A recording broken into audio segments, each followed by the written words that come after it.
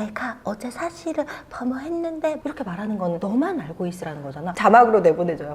나 이런 거 있지. 내가 하는 모든 녹음을 법정에 증거로 제출하면 내 생활의 자유는 없어지잖아. 설사 모욕이 들어있다고 하더라도 또는 어떤 범죄행위가 들어있다고 하더라도 없는 사실로 치겠다. 형사법의 대원칙은 무죄 추정의 원칙이야. 증거가 없으면 아무리 뇌피셜로 그런 거 같아 짐작으로는 처벌할 수 없다는 거야.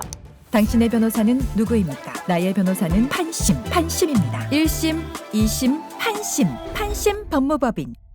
안녕 판심이들. 어제 새로운 소식이 좀 나왔는데 주호민 아들에 대해서 너 싫어라고 말한 특수교사가 1심에서 유죄가 선고됐다가 2심에서 무죄가 선고되는 완전히 결과가 뒤바뀌는 판결이 있었어. 판심이들의 생각도 좀 궁금하고 우리 판심 법무법인이 양천구 신강초등학교 교사 폭행 사건과 더불어서 서초구 소희초등학교 교사 순직 사건도 담당했었잖아. 우리가 교권 보호에 앞장서 있는 입장에서 내가 이 사건을 다루지 않을 수 없고 나도 학창 시절을 보냈잖아. 학창 시절에 있었던 친구들 간의 문제나 이 선생님들 간의 문제를 나도 이 대한민국에서 경험한 사람으로서 이 문제를 한 번쯤은 언급해보고 싶었어. 기사에 따르면 웹툰 작가 주호민 씨의 아들을 정서적 학대 혐의로 기소돼서 1심에서 특수교사가 유죄 판단을 받았었어. 하지만 항소심에서는 무죄를 선고했는데 항소심에서 무죄를 선고한 이유는 녹음의 효력 때문이야. 재판부는 피해 아동의 모친이 자녀 옷에 넣어둔 녹음기를 통해 획득한 녹취에 대해서 증거 능력을 인정하지 않았고 검찰이 주장한 위법성 조각 사유도 인정하지 않았어. 이 사건이 어떻게 됐냐면 모친은 주 씨 아들의 옷에 몰래 녹음기를 들려 학교에 보냈는데 녹음기 안에서 이 교사가 주 씨 아들에게 버릇이 매우 고약하다. 아휴 싫어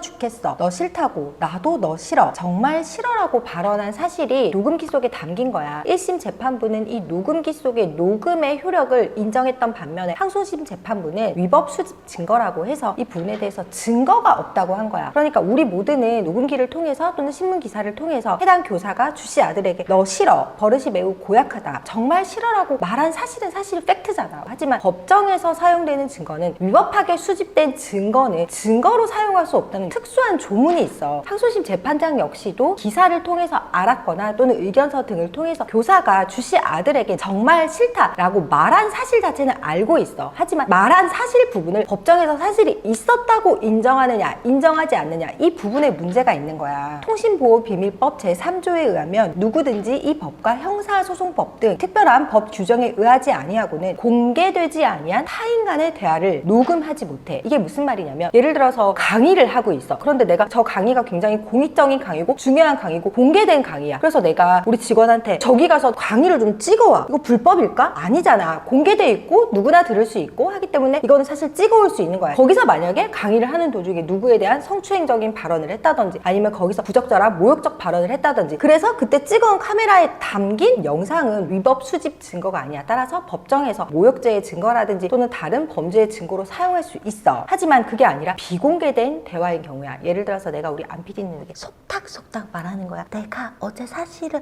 범했는데 이렇게 말하는 거는 너만 알고 있으라는 거잖아. 나는 우리 안 PD님한테만 얘기를 했는데 이 얘기를 듣고 싶은 누군가가 내 옷에다가 녹음기를 몰래 넣어가지고 안 PD님이랑 얘기할 때도 녹음하고 임 팀장님한테랑 얘기할 때도 다 녹음하고 그럼 나는 말을 할 수 있어? 이게 바로 보호하고자 하는 법익이야. 그런데 공개되지 아니한 타인 간의 대화이기 때문에 당사자끼리 녹음하는 건 상관없어. 내가 안 PD님한테 막 이렇게 얘기를 하고 있는데 안 PD님이 그러면 안 된다. 안 PD님이 뭔가 이게 되게 중요한 증거가 될 것 같아서 몰래 녹음을 한다. 뭐 그런 경우가 있을 수 있잖아. 이런 경우는 비밀이 아니잖아. 어차피 우리 둘의 대화야. 그렇기 때문에 당사자가 녹음하는 것은 문제되지 않는 거야. 만약에 이걸 위반하면 어떻게 되냐? 벌칙으로 처벌을 받아. 나아가서 이거를 만약에 안 PD님이랑 속닥속닥 얘기하는 거를 제3자가 내 몸에다가 이 녹음기를 끼워놓고 내가 하는 모든 녹음을 법정에 증거로 제출하면 내 생활의 자유는 없어지잖아. 이 증거는 법정에서 설사 모욕이 들어있다고 하더라도 또는 어떤 범죄행위가 들어있다고 하더라도 없는 사실로 치겠다. 형사법의 대원칙은 무죄 추정의 원칙이야. 증거가 없으면 아무리 뇌피셜로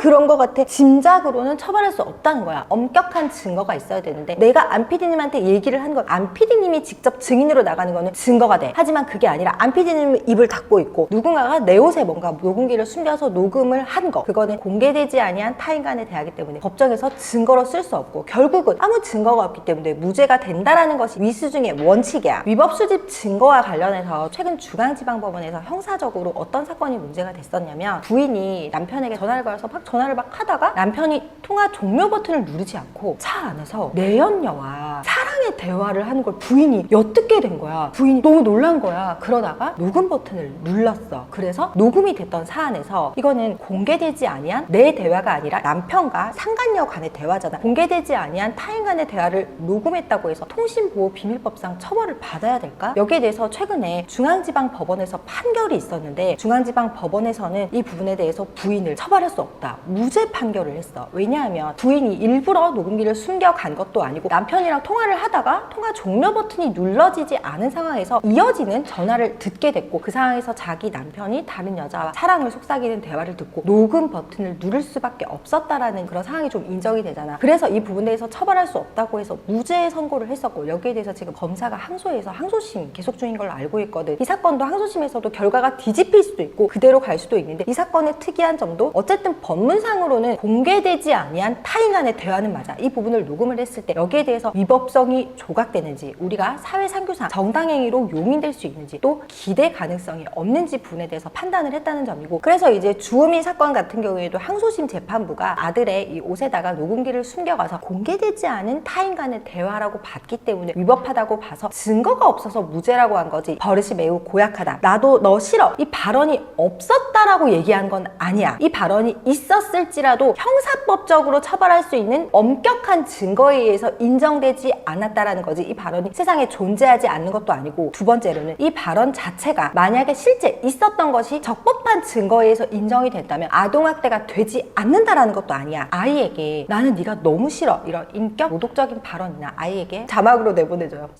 이런 거 있지. 공개적인 장소에서 했으면 모욕에 해당할 수 있지만 비공개적인 장소에서 어린아이에게 대놓고 욕을 한다. 나를 탁 때린 거는 한 번만으로 폭행가 되는 것과 마찬가지로 한 번의 욕설만으로도 아동학대가 성립되기 때문에 발언 자체가 2심에서 아동학대가 되지 않았다라고 판단하는 것은 아니야. 이 발언 자체는 굉장히 아이에게 충격적인 발언이 될 수도 있는데 발언을 했다라는 것을 인정할 만한 증거가 없어서 어쩔 수 없이 무죄 추정의 원칙에 의해서 무죄를 선고한다는 의미이기 때문에 이 부분에 대해서 우리 판심이들은 헷갈리면 안 된다라는 점이야. 그런데 이와 별도로 주호민 씨가 그 전에 이제 문제가 됐던 것은 이 부분이야. 해당 교사에게 퇴근 후에도 연락을 하고 휴일에도 연락을 했다는 점이야. 보통 공무원들은 9to6로 근무를 하잖아. 내가 인감증명서가 너무 저녁 8시에 필요해. 그래서 어떻게 알게 된 전화라고 있다고 해가지고 공무원한테 개인적으로 전화해서 저 지금 당장 인감증명서가 필요한데요. 발급해주세요. 이거 갑질이지. 그러면 안 되잖아. 선생님도 사실은 마찬가지야. 9시부터 6시까지 근무를 하게 되는 것이 원칙이고 그게 아니라 만약에 아이에게 긴급하게 신체상의 안전에 문제가 생겼다. 아이가 다쳤다. 병원에 응급실에 실려가서 생명이 위독한 상황이다. 이런 상황에서 지금 알리는 거랑은 별 문제야. 그걸 가지고 갑질은 아니잖아. 하지만 주호민 씨가 근무 시간에서도 할 수 있었던 일을 퇴근 후 휴일에도 여러 차례 연락했다면 이 부분은 이 선생님이 아이에게 한 발언과 별도로 주호민 씨가 문제가 될 수 있다고 보고 이 부분에 대해서는 선생님이 주호민 씨를 상대로 교권 침해가 일어났다고 해서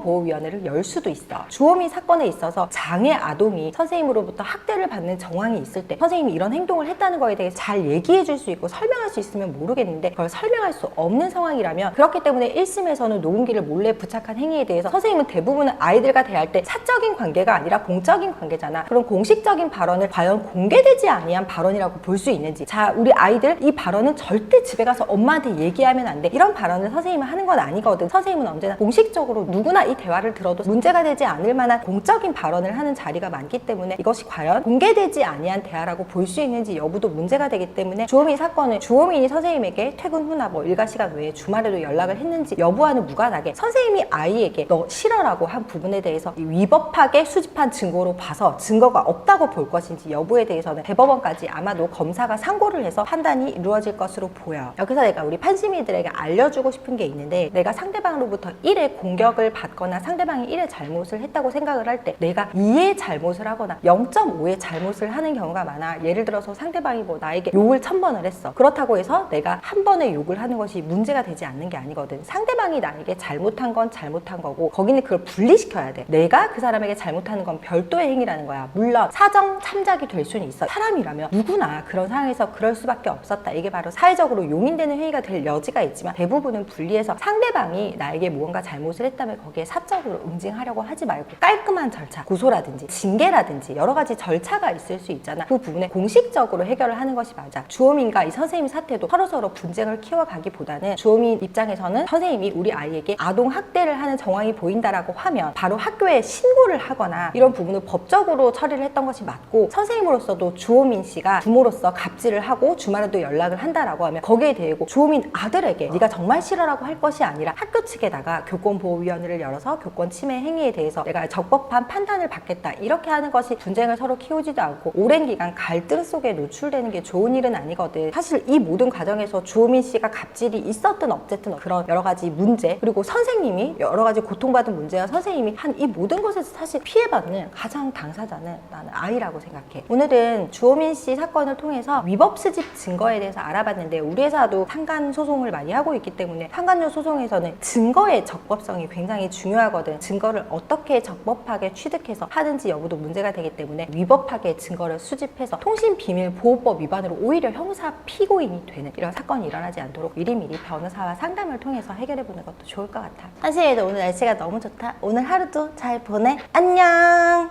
1심, 2심, 판심. 판심 법무법인